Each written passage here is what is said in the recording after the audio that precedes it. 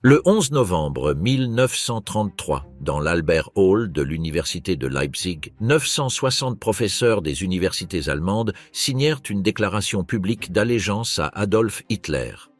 Le volume relié, couverture en carton beige, titre en écriture gothique, 136 pages, se trouve encore dans la salle des livres rares de la Sächsische Landesbibliothek à Dresde. Les signatures sont manuscrites sur les pages finales. L'odeur est celle du papier fragile de l'entre-deux-guerres, de la colle durcie, d'un siècle d'étagères non ouvertes. Le consensus d'après-guerre a transmis pendant 90 ans une histoire consolatrice. Hitler aurait été porté par les désespérés, les chômeurs, les incultes, les ruraux. Les couches de données détruisent cette histoire. L'Allemagne de Weimar comptait plus de lauréats du prix Nobel par habitant que toute autre nation dans l'histoire humaine, 33 en 1933. Le taux d'alphabétisation selon le recensement de 1925 du Statistisches Reichsamt était de 99,5%. Entre 1901 et 1933, l'Allemagne produisit environ 30% de tous les doctorats de chimie décernés sur Terre. Le Bildungsbürgertum, la bourgeoisie cultivée, était la classe sociale la plus diplômée de la planète. Et lors de l'élection de mars 1933, le soutien le plus fort au NSDAP ne vint pas des bidonvilles. Il vint des villes universitaires protestantes. Göttingen, Tübingen, Marburg, Erlangen, puis la Cascade. 7 avril 1933, le Gesetz zur Wiederherstellung des Berufsbeamtentums retire les professeurs juifs et politiquement suspects des universités allemandes. 1200 universitaires renvoyés avant la fin de l'année, documenté par Eduard Hartshorn en 1937. 10 mai 1933, la Berlin Opernplatz, 20 000 livres traités par le feu, organisés non par des voyous de la SA mais par la Deutsche Studentenschaft, le syndicat étudiant officiel, dont les dirigeants détenaient des doctorats. 11 novembre 1933, la déclaration de Leipzig. 960 signatures, dont Martin Heidegger, recteur de Fribourg, âgé de 44 ans, Karl Schmitt, juriste de Berlin, âgé de 45 ans, Eugen Fischer, directeur du Kaiser Wilhelm Institute for Anthropology, âgé de 59 ans, le haut commandement intellectuel de la nation la plus éduquée du monde signant son nom à l'encre. Ce que le consensus d'après-guerre appellerait une psychose de masse était, ce matin de novembre à Leipzig, quelque chose de bien plus troublant. Le choix réfléchi, écrit, professionnellement accrédité des hommes qui enseignaient au pays comment penser. Le Bildungsbürgertum, la classe instruite qui a construit l'État allemand moderne. À Berlin, en l'année 1810, Wilhelm von Humboldt fonda une université qui, en l'espace d'un seul siècle, deviendrait le modèle copié par toute nation sérieuse sur Terre. Il était un baron prussien, un linguiste, un diplomate, un haut fonctionnaire du ministère prussien de l'Intérieur. Il avait reçu un mandat unique de la part du nouvel État, reconstruire l'esprit allemand après la catastrophe d'Iéna. Il ne construisit pas une école, il construisit une catégorie constitutionnelle. Le professeur dans le modèle humboldtien n'était pas un employé. Il était un Beamter, un fonctionnaire doté d'un rang constitutionnel, d'une nomination à vie, d'un serment de loyauté prêté à l'État lui-même et d'un salaire payé par le ministère de la Culture. Il était, au sens juridique littéral, un organe de l'État allemand. L'université était sa conscience, la salle de séminaire était son laboratoire. L'habilitation, le second doctorat requis pour enseigner, était son gardien d'entrée. La Lehrfreiheit et la Lernfreiheit, les libertés du professeur d'enseigner et de l'étudiant d'apprendre, étaient inscrites dans les statuts de financement. En 1900, ce système avait conquis le monde instruit. Les programmes de PhD américains à Johns Hopkins, fondés en 1876, et à Chicago, fondés en 1890, étaient directement modelés sur les salles de séminaire de Leipzig et de Berlin. Les dons britanniques se rendaient à Göttingen pour apprendre les mathématiques. Les ministères japonais envoyaient leurs meilleurs étudiants étudier le droit constitutionnel à Heidelberg. L'intelligentsia russe, avant 1917, envoyait ses médecins à Munich et ses physiciens à Berlin. En 1914, lorsque la guerre commença, l'université allemande était la fabrique de prestige du monde. L'historien Fritz Ringer travaillant à partir des registres d'emploi du ministère prussien de la Culture et publiant ses conclusions sous le titre The Decline of the German Mandarins au Harvard University Press en 1969, donna un nom à cette classe. Il les appela les mandarins allemands. Le mot était exact. Comme les lettrés fonctionnaires confucéens de la Chine impériale, le professorat allemand occupait un espace constitutionnel au-dessus du marchand, au-dessus de l'industriel, au-dessus même de l'officier de l'armée dans les moments de gouvernement civil. Ils étaient les gardiens de la culture. Le mot lui-même signifiait quelque chose que le mot anglais « culture » ne peut pas traduire. Il signifiait l'intériorité, le sérieux philosophique, la Bildung, la cultivation tout au long de la vie de l'âme instruite. Que les mandarins croyaient séparer l'esprit allemand du matérialisme de l'Occident anglo-saxon et du chaos de l'Est slave. Les mandarins occupaient les chaires dans 23 universités allemandes en 1914. Ils éditaient les revues. Ils siégeaient au jury d'examen doctoral. Ils contrôlaient, par procédure formelle, qui entrait dans le Beamtentum et qui n'y entrait pas. Leurs salaires étaient modestes selon les normes industrielles. Leur autorité sociale était sans égale. Un professeur titulaire à Heidelberg ou à Berlin était appelé par son titre dans la correspondance privée. Sa femme était Frau Professor. Sa maison était tenue par un domestique que son salaire universitaire n'aurait pas, à lui seul, pu financer. Mais la tradition, les réseaux matrimoniaux de la classe instruite et le capital hérité d'un siècle de formation professionnelle l'avaient financé pour lui. En octobre 1914, 3 mois après le début de la guerre, 93 de ces hommes, les scientifiques, artistes et érudits les plus distingués d'Allemagne, signèrent un manifeste public connu sous le nom d'Aufruf an die Kulturwelt, l'appel au monde cultivé. Les signataires comprenaient Max Planck, Wilhelm Röntgen, Fritz Haber, Paul Ehrlich, l'historien Adolf von Harnack, le dramaturge Gerhard Hauptmann. Le manifeste niait que l'armée allemande eût violé la neutralité belge. Il niait la destruction de Louvain et les morts de civils. Il niait la perte de la bibliothèque universitaire médiévale. Les signataires n'avaient pas, dans la plupart des cas, enquêté sur les faits.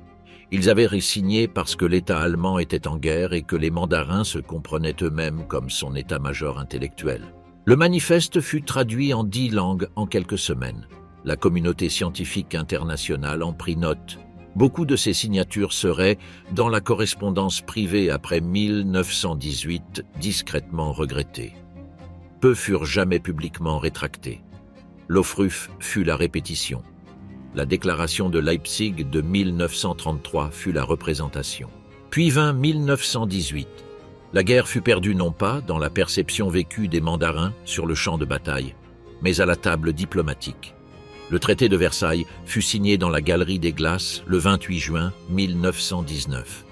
Le Kaiser avait disparu, l'État constitutionnel que les mandarins avaient servi, l'État qui leur avait donné leur rang, leur titularisation, leur chère cathédrale dans les amphithéâtres, avait disparu. À sa place, une république rédigée à Weimar par des juristes et des sociaux-démocrates, signée à la hâte, haïs par la droite et soupçonnée par la gauche, rédigée dans la langue de ce même libéralisme occidental contre lequel les mandarins avaient passé leur vie à écrire des livres. Le professorat ne se révolta pas. Il fit quelque chose de bien plus conséquent. Il écrivit. Tout au long des années 1920, dans des revues que les mandarins eux-mêmes éditaient, Logos, les Preußische Jahrbücher, la série Hochschule und Ausland, la Deutsche Vierteljahrsschrift für Literaturwissenschaft und Geistesgeschichte, une littérature émergea que l'historien Friedrich Meinecke, dans sa rétrospective de 1946 Die Deutsche Katastrophe, reconnaîtrait plus tard nommément. La presse universitaire allemande des années 1920, écrivit Meinecke, avait rédigé dans l'imprimé la permission intellectuelle pour ce qui vint ensuite. La défaite de 1918 fut recadrée non comme un résultat militaire, mais comme une blessure à la civilisation. La République fut recadrée non comme un ordre constitutionnel, mais comme une imposition étrangère. Le matérialisme de l'Ouest et le bolchevisme de l'Est furent recadrés non comme des systèmes politiques rivaux, mais comme des assauts jumeaux contre l'âme allemande. La littérature avait un vocabulaire, Volk, Schicksal, Gemeinschaft, Untergang. Ce n'étaient pas des slogans de parti en 1924. C'était le vocabulaire de travail du séminaire doctoral. Le Bundsarchiv à Berlin-Lichterfelde conserve les listes de professeurs de chaque université allemande pendant cette période, série R 4901 des dossiers du Reichsministerium. Les listes ne mentent pas. Les mandarins survécurent au Kaiser, ils survécurent à la guerre, ils survécurent à la Révolution de novembre. Ils survécurent à l'inflation de 1923 qui anéantit leurs économies de classe moyenne. Ils survécurent à la République elle-même, mais leur foi dans l'université allemande comme état moral, cela, en 1930, avait été remplacé par autre chose. Quelque chose dont ils avaient écrit dans des revues qu'ils éditaient eux-mêmes pendant une décennie entière. Göttingen, Tübingen, Marburg. Comment les syndicats étudiants sont devenus bruns avant Berlin. Baldur von Schirach avait 22 ans en 1929. Il était le fils d'un directeur de théâtre aristocrate, parlait couramment anglais, avait été élevé en partie en Amérique, était entré par mariage dans la famille Hoffmann de photographes munichois, et il venait de se voir confier la direction du Nationalsozialistischer Deutscher Studentenbund, l'Union nationale-socialiste des étudiants allemands. L'organisation avait été fondée 3 ans plus tôt, en 1926, par un étudiant en ingénierie de Leipzig nommé Wilhelm Tempel, travaillant depuis une chambre louée dans la Brüderstraße. Au moment où Chirac en prit le contrôle, le NSDSTB possédait quelque chose que son parti parent n'avait pas encore. Il possédait des majorités. La reconstruction archivistique standard de ce qui se produisit ensuite est Geoffrey Giles, Students and National Socialism in Germany, Princeton University Press, 1985. Giles passa des années dans la série R 4900, 1/13208 du Bundesarchiv, les dossiers internes du NSDSTB, les recoupant avec les résultats électoraux de l'ASTA, l'Allgemeiner Studierendenausschuss, le gouvernement étudiant, université par université, semestre par semestre. Le schéma qu'il reconstruisit est un schéma qui contredit tout ce que la mémoire populaire de l'effondrement de Weimar a appris à croire. Erlangen, 1929. Majorité NSDSTB, Greifswald, 1930. Majorité NSDSTB, Breslau, 1930. Gießen, 1930. Rostock, 1930. Berlin, 1931. Würzburg, 1931. Tübingen, 1932. Hambourg, 1932. En juillet 1932, lorsque le NSDAP remporta 37,3% du vote national au Reichstag et devint le plus grand parti d'Allemagne, l'Union étudiante nationale-socialiste avait déjà détenu des majorités dans 16 des 23 universités allemandes pendant 2 années complètes. Les étudiants devinrent bruns avant que le pays ne le devienne. Le mécanisme n'est pas mystérieux. Les étudiants étaient les fils, et la petite mais documentée minorité de filles, du Bildungsbürgertum. Leurs pères avaient été ruinés par l'inflation de 1923. Leurs avenirs professionnels, dans un pays comptant plus de doctorats par habitant que tout autre et un marché de l'emploi s'effondrant sous la dépression de 1929, semblaient fermés. L'Akademikerschwemme, la surabondance académique, était un terme forgé dans la presse allemande de l'époque. Trop de doctorats, trop peu de chaires, trop de jeunes avocats, trop peu de cabinets. Le thème de campagne dont le NSDSTB s'empara n'était pas le chômage, ni les réparations, ni Versailles. C'était le numerus clausus, le quota juif. L'agitation à travers les universités allemandes en 1928 et 1929 visait à imposer un plafond strict à l'inscription des juifs. Un quota fixé, dans les propres revendications publiées du NSDSTB, à la proportion de juifs dans la population allemande. L'agitation n'était pas menée par des voyous dans les rues, elle était menée par des doctorants inscrits. Elle était publiée dans l'Akademische Rundschau, l'archive du périodique étudiant aujourd'hui conservé à la Bayerische Staatsbibliothek. Elle était débattue dans les amphithéâtres. Elle était soumise au vote lors des élections étudiantes. Elle gagna. Les cotisations du syndicat étudiant financèrent l'agitation. Les réunions du syndicat étudiant, tenues dans les bâtiments universitaires selon la procédure universitaire, l'organisèrent. Les responsables du syndicat étudiant, tous en bonne situation académique, se rendaient à Munich pour se coordonner avec la direction du parti. Chirac lui-même se déplaçait entre sa villa munichoise et les villes universitaires à un rythme presque hebdomadaire, parlant dans des salles que les recteurs de ces universités avaient formellement approuvées pour usage. Voici le document qui change tout. L'historien Michael Keter, dans The Nazi Party, A Social Profile, publié en 1983, réalisa une reconstruction statistique de la composition sociale des membres du NSDAP. La surreprésentation dans le parti précoce, les soi-disant Altkämpfer, les vieux combattants qui adhérèrent avant 1933, n'était pas celle de l'ouvrier sans emploi. C'était celle de l'étudiant universitaire et du diplômé récent.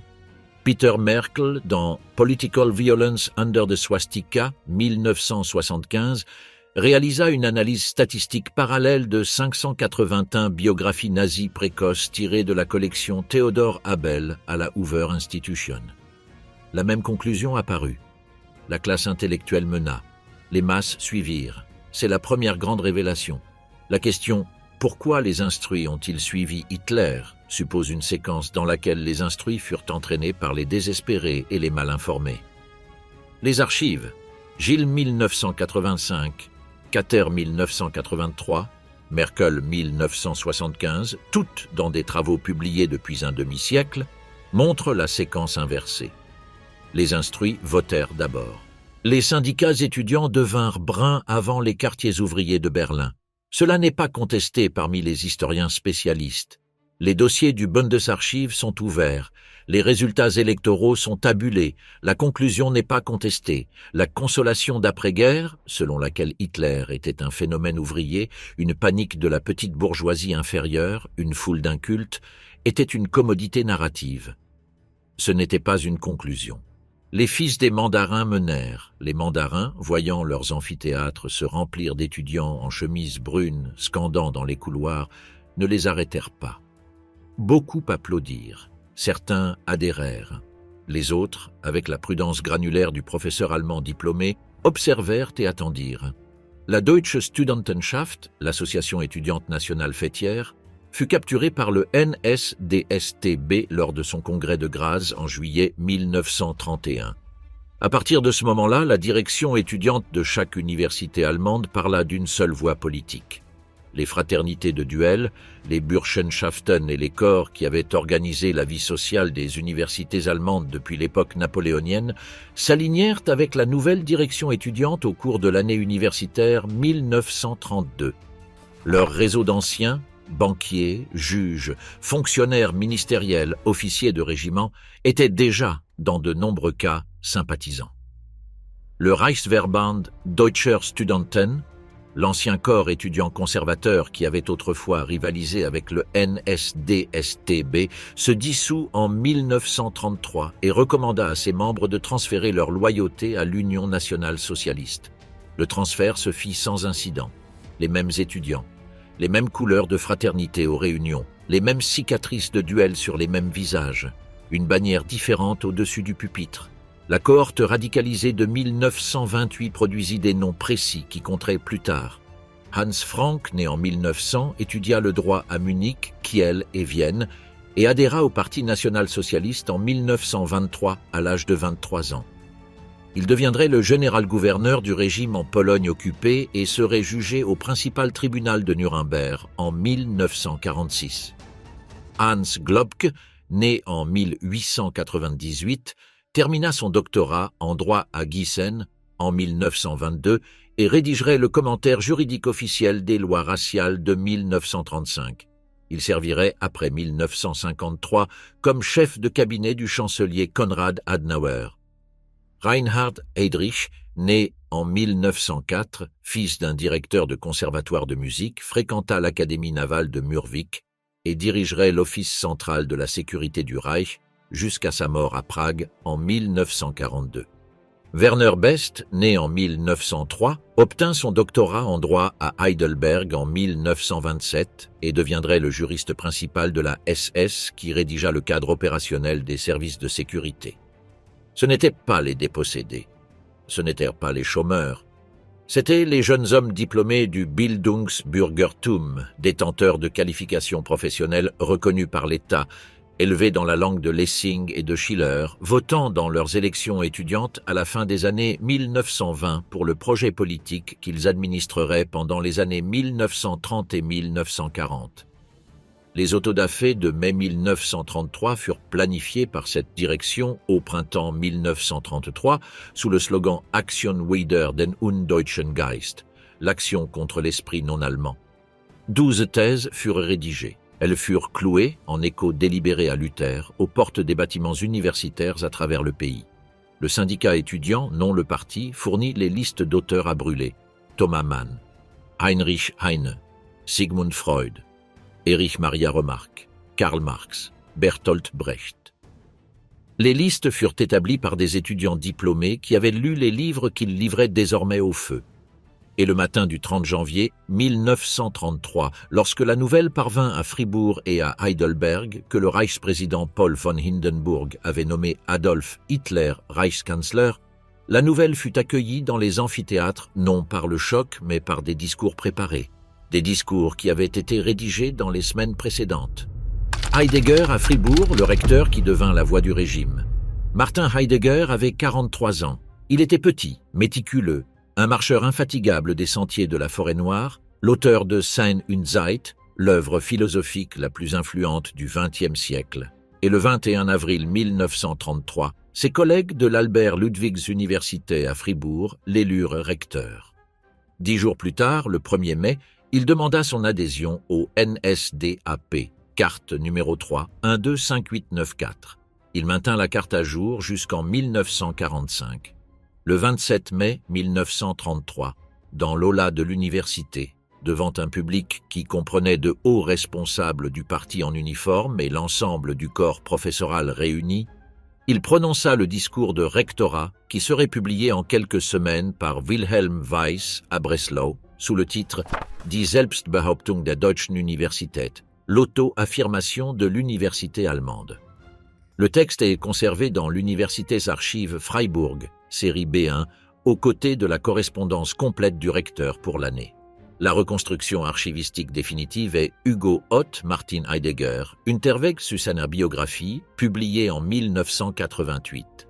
La synthèse qui suivit est Rüdiger Safranski, Ein Meister aus Deutschland, 1994. Le mécanisme que Heidegger annonça dans cette salle était l'alignement de l'université allemande sur ce que le régime appelait le service du travail, le service militaire et le service du savoir du nouvel État. L'université ne serait pas une critique de l'État, elle serait son troisième pilier. Le discours se termina par le Sieg Heil. Le public se leva. En quelques mois, l'architecture était opérationnelle. Elle ne nécessita presque aucune force. La loi sur la fonction publique du 7 avril 1933, le Gesetz zur Wiederherstellung des Berufsbeamtentum, permettait le renvoi des enseignants juifs et des enseignants jugés politiquement peu fiables. À la fin de 1933, la documentation contemporaine d'Edward Hartshorne dans The German Universities and National Socialism, publiée en 1937, recensait 1145 universitaires renvoyés en vertu de la loi. La Notgemeinschaft Deutscher Wissenschaftler im Ausland, la société d'urgence des savants allemands à l'étranger, brièvement installée à Zurich, compta les personnes renvoyées en quelques mois et fit circuler les noms internationalement. Mais les chaires n'étaient pas vides. Les chaires furent pourvues par candidature. Voici la partie que le consensus d'après-guerre ne peut pas expliquer. Les renvois ne furent pas effectués par des officiers SS enfonçant des portes. Ils furent traités par des comités de faculté, par les propres collègues départementaux des savants renvoyés, votant pour les retirer selon les procédures du système de l'habilitation, votant pour pourvoir les chaires vacantes avec des candidats que les comités eux-mêmes sélectionnaient. Les dossiers de renvoi du Bundesarchiv R 4900 documentent la procédure cas par cas. Le département de mathématiques de Göttingen, sous la présidence d'Edmund Landau, Perdi Landau, Richard Courant, Emmy Noether, Hermann Weil et une génération d'étudiants qui partirent avec eux. L'histoire du dîner où le ministre prussien de la Culture demanda à David Hilbert ce qu'il restait des mathématiques de Göttingen et de la réponse de Hilbert selon laquelle il ne restait rien parce qu'elles n'existèrent plus, circulait déjà en 1934. Les chaires furent pourvues en un seul semestre. Le département récupéra sa charge d'enseignement. Les revues continuèrent à publier. À Francfort, tout l'institut furent Sozialforschung, l'école de Francfort, ferma. Max Horkheimer, Theodor Adorno, Herbert Marcuse et les autres reconstituèrent l'institut en exil, d'abord à Genève, puis à New York à l'université Columbia. À Fribourg, Edmund Husserl, le fondateur de la phénoménologie, l'homme qui avait été le propre professeur et mentor de Heidegger, fut privé de ses privilèges universitaires. Heidegger, comme recteur, signa l'ordre administratif. L'amitié prit fin. Husserl mourut en 1938, ses manuscrits inédits transportés à Louvain dans une valise par un prêtre franciscain belge nommé Herman van Breda. Les manuscrits, les 40 000 pages qu'ils représentaient, survécurent à la guerre. L'amitié non. L'architecture que Heidegger donna au régime en philosophie, le juriste Carl Schmitt la lui donna en droit.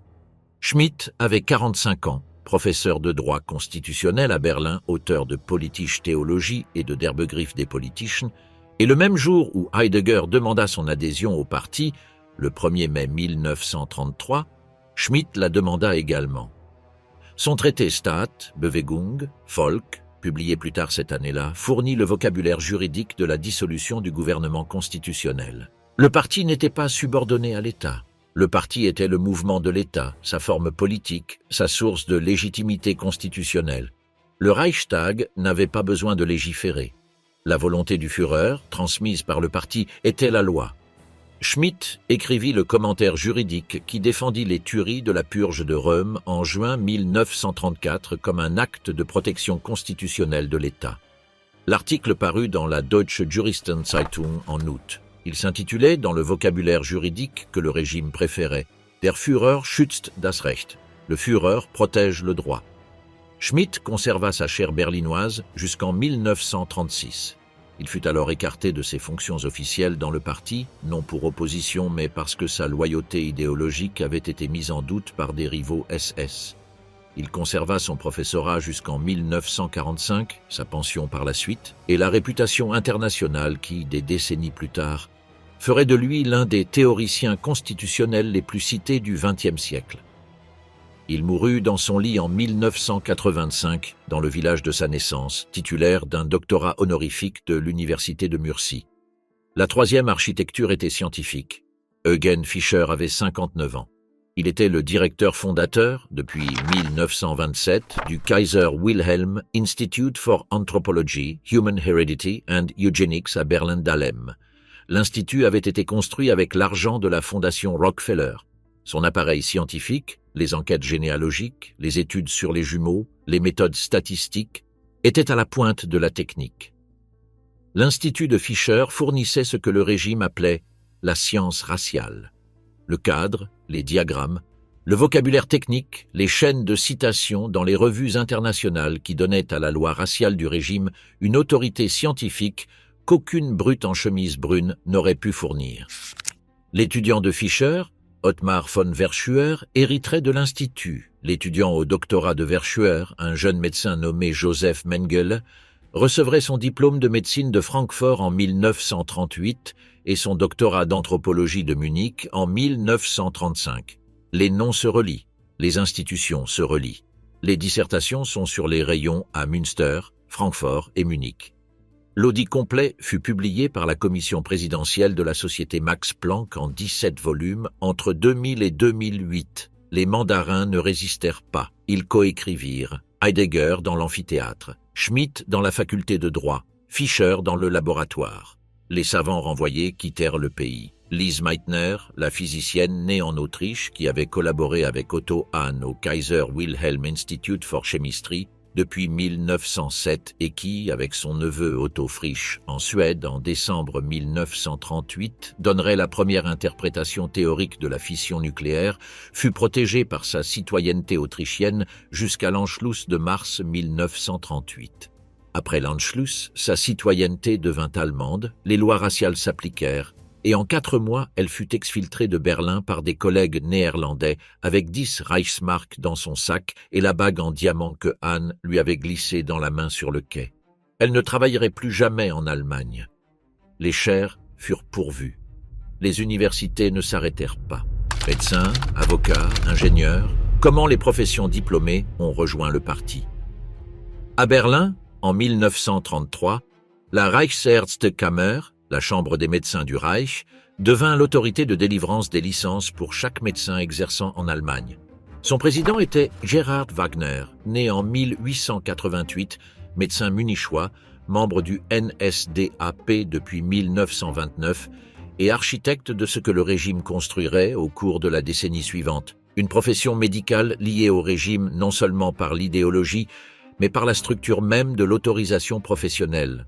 La reconstruction archivistique définitive est Robert Proctor, Reichshygiene, Medicine under the Nazi, Harvard University Press, 1988.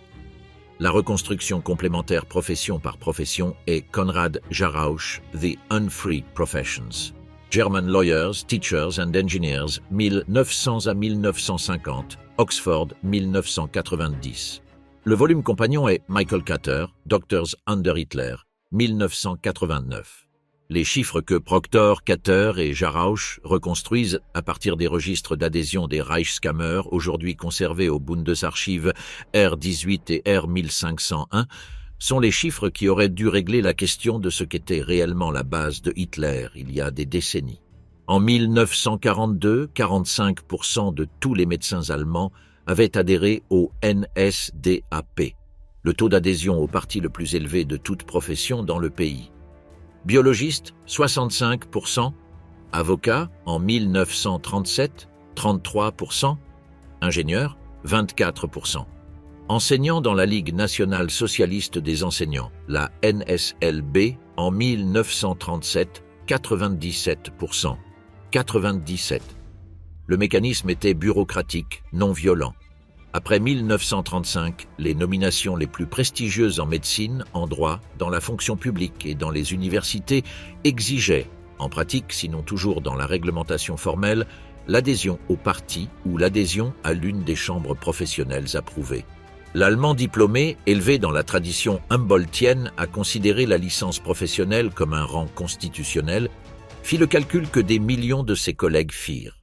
La carte du parti était une carte de carrière. La carte de carrière était la continuation de la vie professionnelle que le Bildungsbürgertum avait passé un siècle à construire. Les revues médicales portaient le message. Le Deutsches Ärzteblatt, publication officielle de la Reichsärztekammer, publia des articles de tête en 1933 et 1934, instruisant le médecin allemand sur son nouveau rôle de gardien de la santé raciale du Volk. Le Münchener Medizinische Wochenschrift, le périodique médical le plus prestigieux du pays, publia le même vocabulaire dans ses colonnes éditoriales.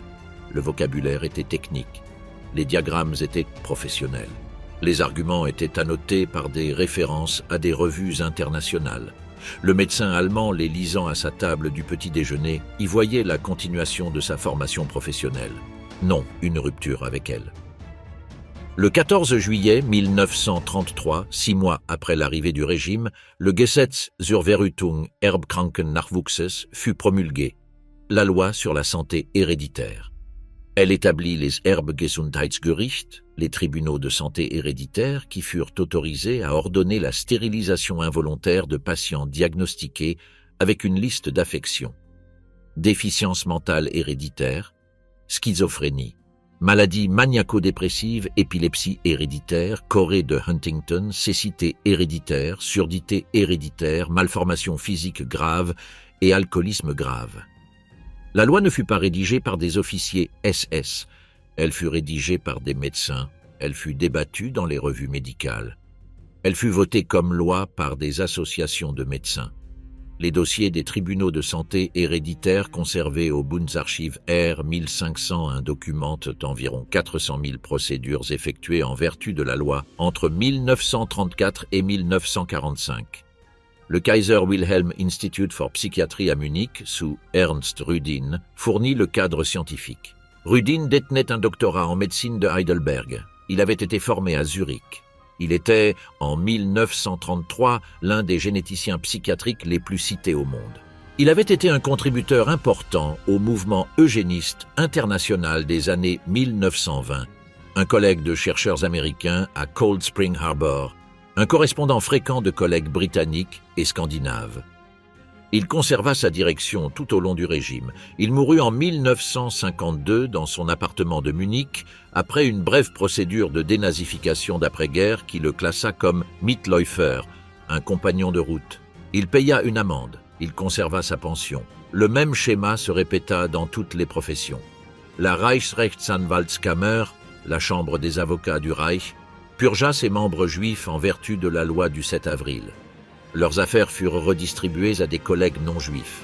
Les honoraires suivirent. Les dossiers des clients juifs suivirent. En 1938, après l'Anschluss et la Nuit de cristal, l'appareil juridique qui traitait la confiscation des biens juifs était entièrement composé d'avocats allemands diplômés, opérant selon les procédures formelles du système juridique du Reich.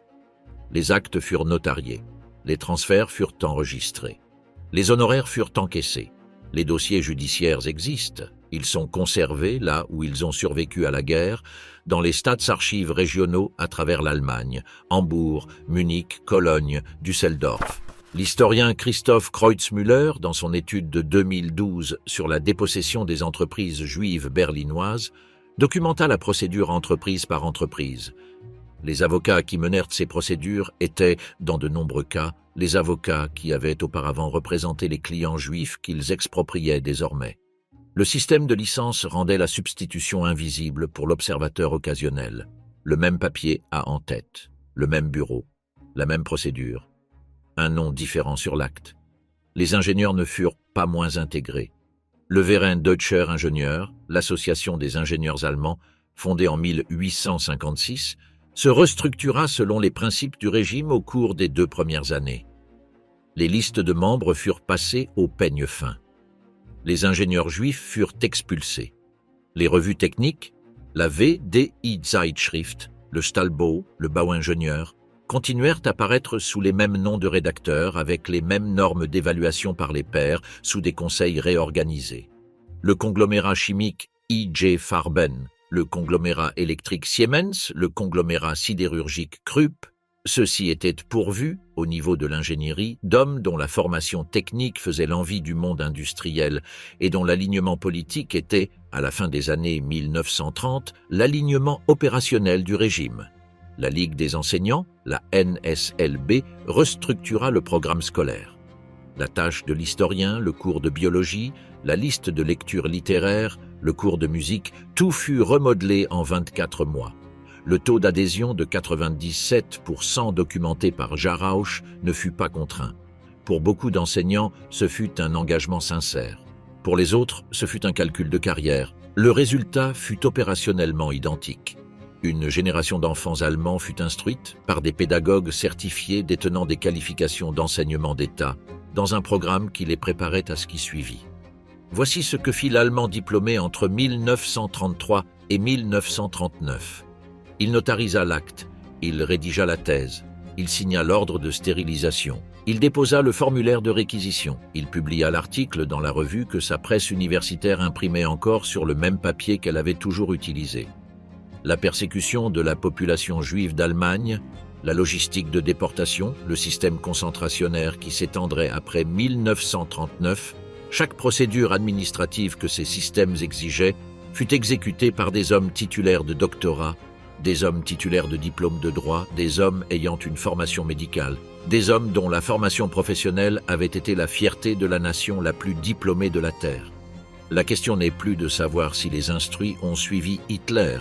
La question est de savoir pourquoi un médecin avec 15 années de formation médicale, une thèse de 1928 sur la pathologie cardiaque, une épouse et 2 enfants et un cabinet confortable à Stuttgart, signa un ordre de stérilisation en 1936 sans hésitation. Et pourquoi, en 1947, ce même médecin exerçait de nouveau la science du régime, de l'amphithéâtre aux institutions de mise à mort.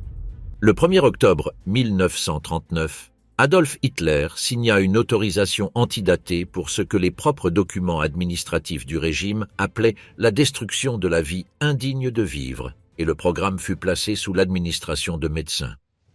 Le document était daté du 1er septembre, le jour où la guerre commença. Il fut contresigné par Karl Brandt, le médecin personnel de Hitler, et Philipp Buhler, le chef de la chancellerie du Führer. Ce n'était pas une loi, C'était une autorisation d'une page, dactylographiée sur papier à en-tête de la chancellerie du Reich, qui conférait à Brandt et Buller la responsabilité du programme que le régime désignait par l'adresse de son bureau administratif au Tiergartenstrasse 4 à Berlin. Le programme serait connu par cette adresse, T4. La reconstruction opérationnelle est complète dans les transcriptions du procès médical de Nuremberg, affaire 1, United States contre Karl Brandt et Alii, 1946 à 1947, conservé aux US National Archives à College Park sous le groupe de documents RG 238. Les transcriptions comptent des milliers de pages. Elles sont en ligne. Elles sont en ligne depuis 1996. Elles nomment les institutions où le programme fut exécuté. Grafenegg dans le Württemberg, Brandenburg an der Havel, le château de Hartheim près de Linz en Autriche, Sonnenstein en Saxe, Bernburg en Saxe-Anhalt et Hadamar en Hesse. Elle nomme le personnel, elle nomme les médecins, elle nomme les méthodes.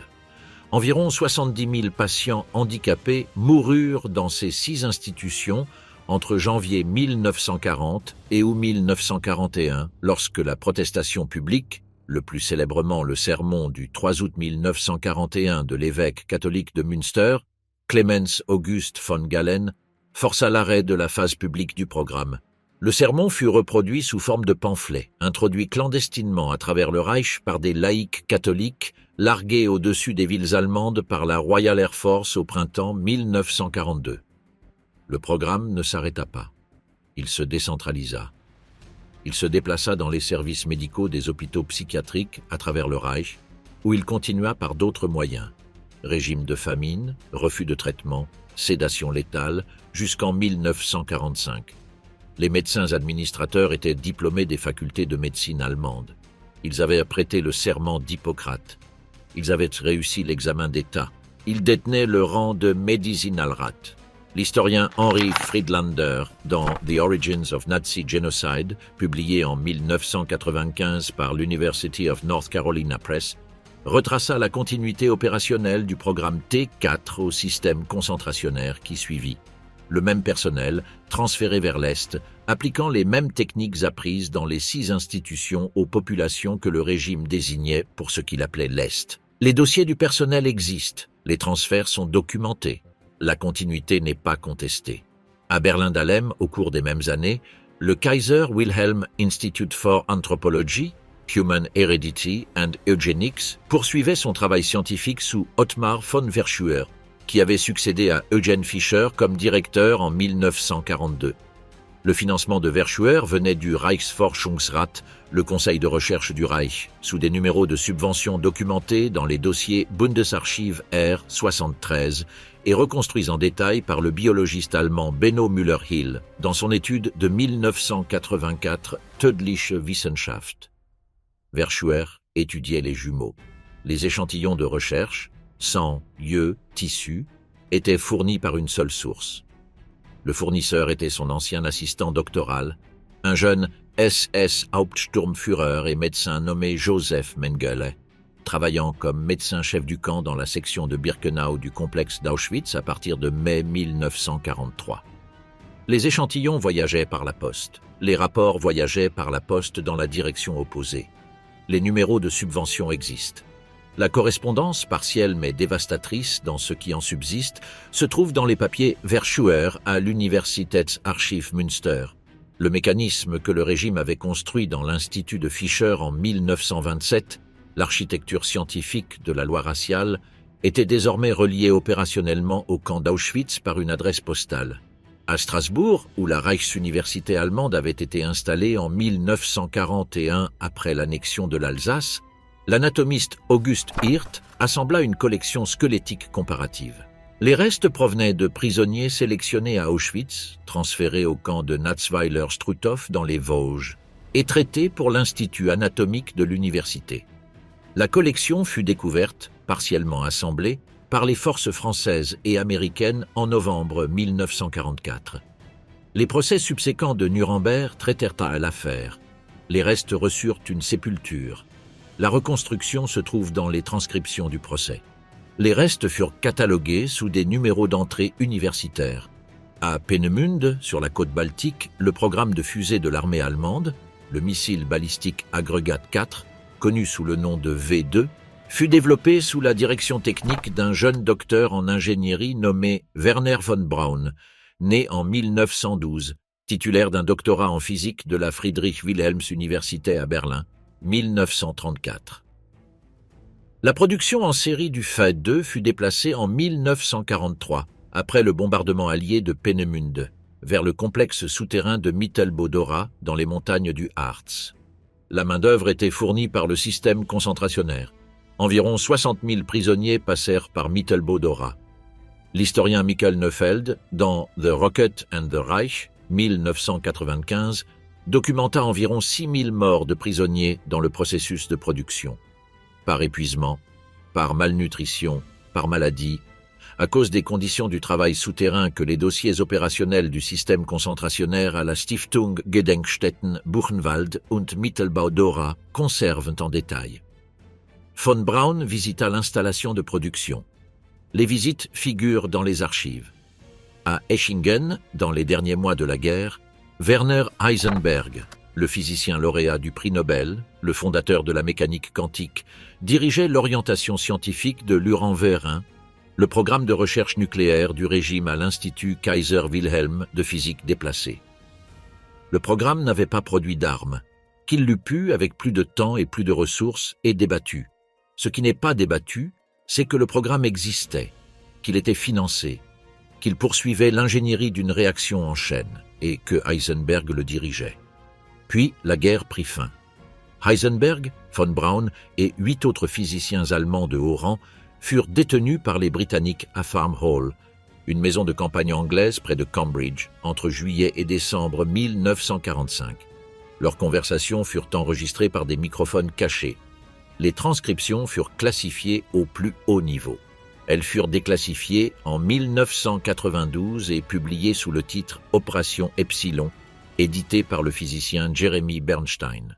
Quelques semaines après leur arrivée à Farm Hall, Heisenberg et ses collègues avaient construit le récit que le monde d'après-guerre recevrait. Le programme nucléaire allemand n'avait pas produit d'armes parce que les scientifiques allemands n'avaient pas voulu en produire une. La science avait été instrumentalisée. Les scientifiques étaient innocents. Les transcriptions de Farm Hall, lorsqu'elles furent enfin lues, racontèrent une histoire plus compliquée. Les physiciens n'avaient pas saboté le programme. Ils avaient échoué à résoudre le problème d'ingénierie. Ils avaient aussi, dans la nuit du 6 août 1945, écouté les nouvelles de la BBC sur Hiroshima dans un silence stupéfait. Calculé en quelques heures que le dispositif américain devait avoir utilisé de l'uranium-235 et commencé en quelques jours à répéter l'histoire qu'il raconterait lorsqu'il serait libéré. C'est ici que tombe la seconde grande révélation. La suppression de ce que la science allemande avait fait sous le régime ne fut pas une conspiration. Ce fut un résultat structurel historiographique. La guerre froide, commençant dès 1947, nécessitait le talent scientifique allemand. La prise par les soviétiques des équipes allemandes de fusées qu'ils pouvaient capturer et le recrutement américain par l'opération Paperclip de celles qu'ils pouvaient sécuriser en premier, y compris von Braun, transféré aux États-Unis en septembre 1945 et finalement à la NASA, où il dirigea le programme Saturne V qui plaça les astronautes d'Apollo sur la Lune, signifiait que les carrières de ces hommes devinrent, dans la décennie suivant la fin de la guerre, des atouts stratégiques de l'Alliance occidentale. La Kaiser Wilhelm Society fut renommée Max Planck Society en 1948. La majeure partie de sa direction resta en place. Le système de dénazification, à ce moment-là, s'effondrait sous le simple nombre de personnes qu'il était censé traiter. En 1945, le fichier des cartes de membres du NSDAP, conservé aux bonnes archives sous la série R 9361, enregistrait environ 8 millions de membres. Les hommes qui auraient poursuivi le système à fond étaient morts, étaient exilés ou avaient été les victimes du système. L'archive existait. Les transcriptions du procès médical de Nuremberg avaient nommé les médecins. Les numéros de subvention avaient documenté le lien institutionnel. Les noms étaient connus. Mais la synthèse, la synthèse publique, populaire, narrative qui aurait dit au public allemand d'après-guerre, dans la langue du manuel scolaire et du magazine d'actualité, ce que les professions diplômées avaient fait, fut réduite à une phrase. La phrase du manuel était « Certains scientifiques collaborèrent ». Lorsque la guerre prit fin, les hommes qui avaient signé les subventions, écrit les dissertations, rédigé les lois et supervisé les institutions étaient presque tous vivants, dans la cinquantaine, professionnellement diplômés et à la recherche de travail. Dénazification, l'archive est la question encore présente dans les manuels. À Nuremberg, à l'automne 1946, un procureur américain nommé Telford Taylor ouvrit le dossier contre 23 médecins du Reich et découvrit que 20 d'entre eux détenaient des doctorats d'université qui fonctionnaient encore, enseignaient encore, décernaient encore des diplômes cet automne-là. L'affaire était United States contre Karl Brandt et Ali. Elle s'ouvrit le 9 décembre 1946 et dura jusqu'en août 1947. Les verdicts furent rendus. 7 des accusés reçurent la peine maximale relevant de l'autorité du tribunal et furent mis à mort le 2 juin 1948 à la prison de Landsberg. Les autres accusés reçurent des peines de prison allant de 10 ans à la perpétuité. La plupart furent libérés au milieu des années 1950 dans le cadre des vastes politiques de clémence de la Première République fédérale. L'adjoint de Karl Brandt au bureau médical principal, le chirurgien et médecin du parti Werner Heyde, qui avait dirigé la phase médicale du programme T4 sous le nom de couverture Dr Sawad, fut localisé dans le Schleswig-Holstein en 1959, exerçant sous son alias comme neurologue médico-légal respecté, avec un réseau de collègues juridiques et médicaux qui l'avaient protégé pendant 13 ans. Le système de dénazification qui était censé l'avoir attrapé ne l'avait pas attrapé. Il n'avait pas, d'après les chiffres, attrapé la plupart. La zone américaine, opérant sous le système des tribunaux Spruchkammer, traita environ 3,6 millions de Fragebogen, le questionnaire standardisé de dénazification, entre 1945 et 1949. Le système était conçu pour classer chaque adulte allemand dans l'une de 5 catégories: grand coupable, coupable, coupable mineur, compagnon de route, exonéré. Le système s'effondra en 1948 sous le poids des chiffres.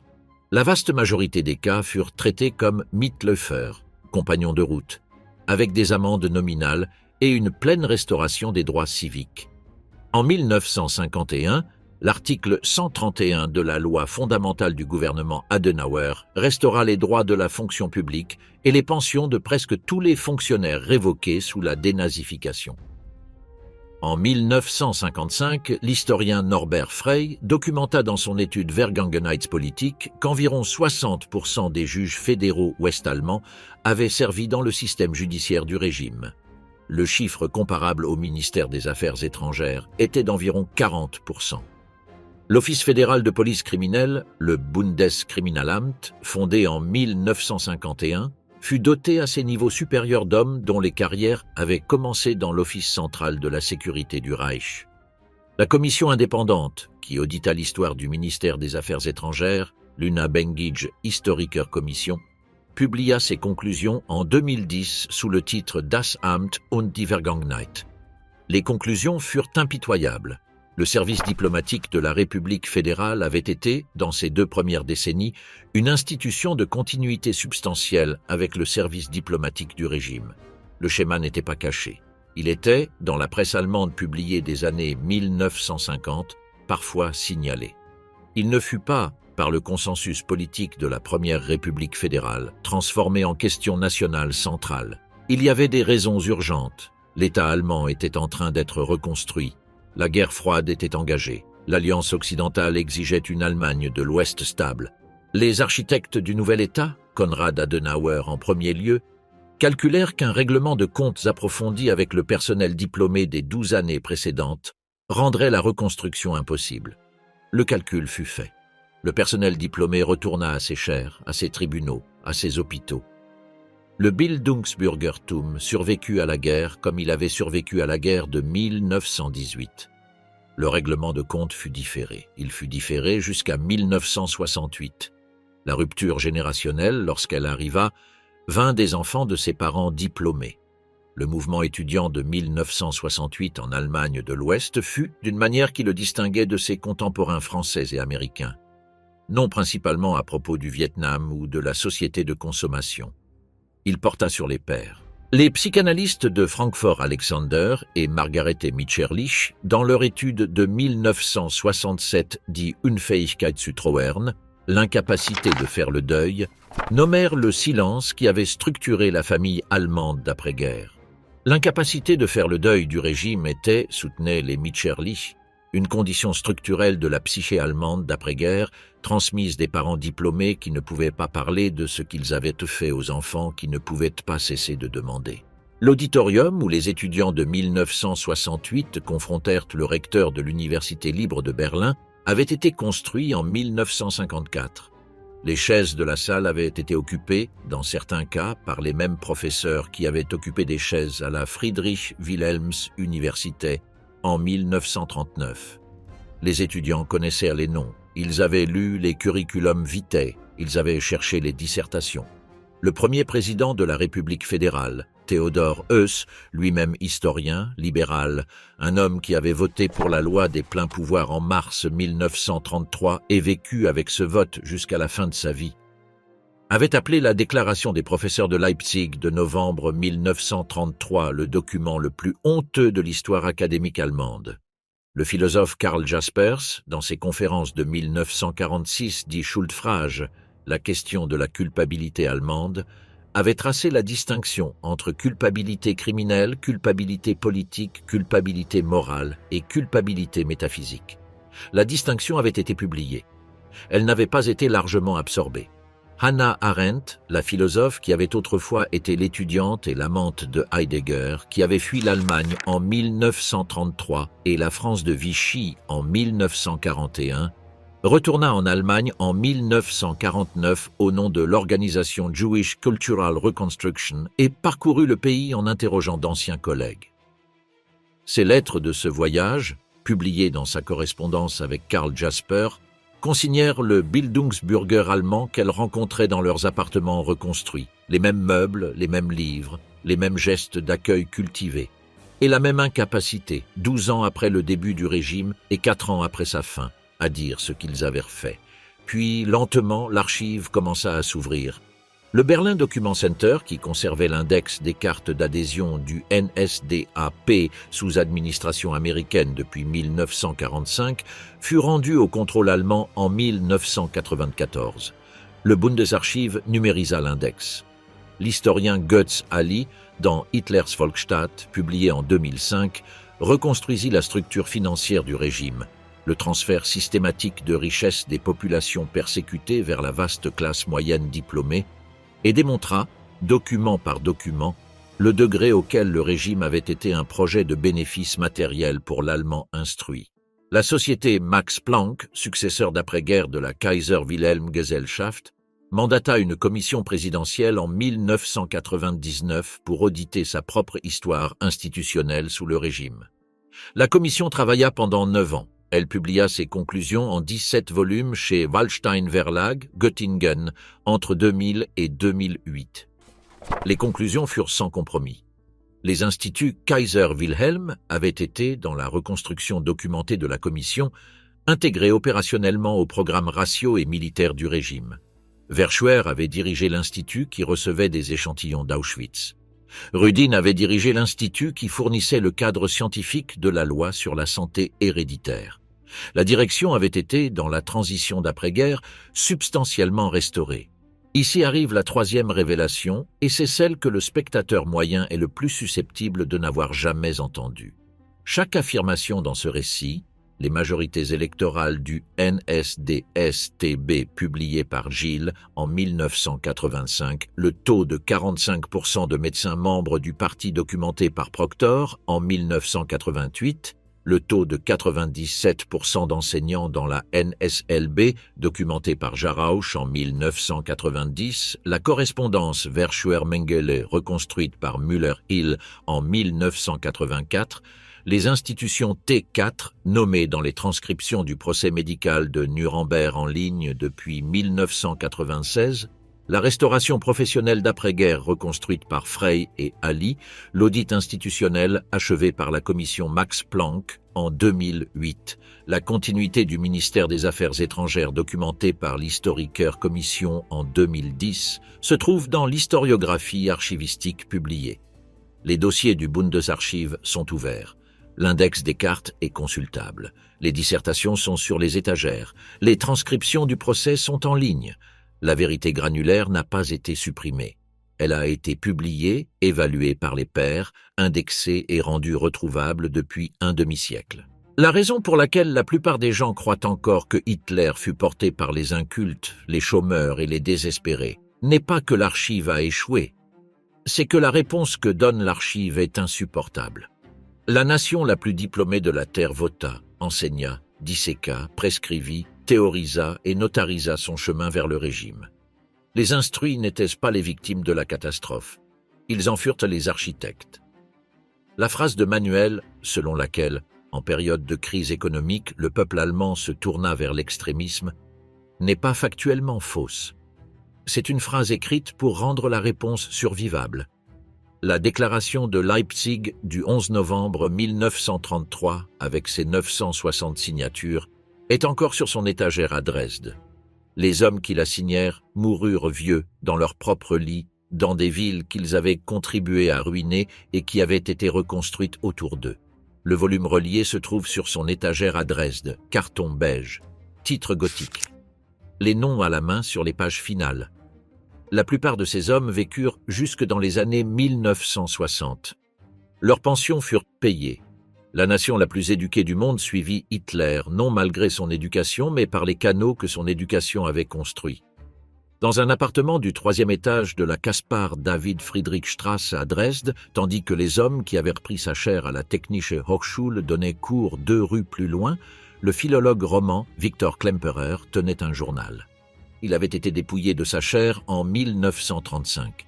Il survécut au régime parce que sa femme n'était pas juive, parce que le bombardement incendiaire de Dresde, en février 1945, détruisit les papiers qu'il aurait envoyés au camp, et parce que la guerre prit fin quelques semaines plus tard. Il publia son carnet philologique en 1947 sous le titre « LTB » Notizbuch eines Philologen. Les mots, écrivit-il dans l'édition Reclame, peuvent être comme de minuscules doses d'arsenic. Elles sont avalées sans être remarquées, semblent n'avoir aucun effet. Puis, la réaction toxique se déclenche malgré tout. Les hommes qui enseignaient au pays comment penser avaient administré les doses. Ils avaient aussi été les premiers à les avaler. La catastrophe ne fut pas un échec de l'éducation. Elle fut une utilisation de celle-ci. Ce contenu est destiné uniquement à des fins éducatives et de réflexion historique. Pour une citation académique, veuillez consulter les sources archivistiques primaires référencées.